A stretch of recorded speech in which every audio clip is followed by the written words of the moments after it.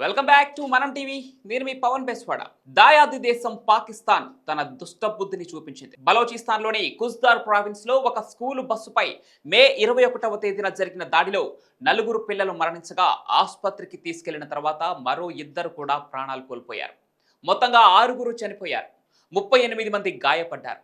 అయితే ఈ దాడిలో భారత్ ప్రమేయం ఉందంటూ పాకిస్తాన్ మిలిటరీ వింగ్ భారత్పై అక్కసు వెళ్లగక్కింది. ఇక ఈ ఆరోపణలను భారత్ వెంటనే తిప్పికొట్టింది. పాకిస్తాన్ భారత్పై చేస్తున్న ఈ ఆరోపణలు నిరాధారమని తెలిపింది. ఇది ప్రపంచ దేశాల కళ్ళుగప్పే ప్రయత్నమని భారత విదేశాంగ శాఖ ప్రతినిధి రణధీర్ జైష్వాల్ పేర్కొన్నారు. ఈ ఘటనపై భారత్ విచారం వ్యక్తం చేస్తోందని తెలిపారు. ఉగ్రవాదానికి కేంద్ర స్థానంగా ఉన్న పాకిస్తాన్ స్వదేశంలో తమ వైఫల్యాలను కప్పిపుచ్చుకునేందుకు, ప్రజల దృష్టిని మళ్లించేందుకు ఇలా తప్పుడు ప్రచారం చేస్తోందని ఆగ్రహం వ్యక్తం చేశారు.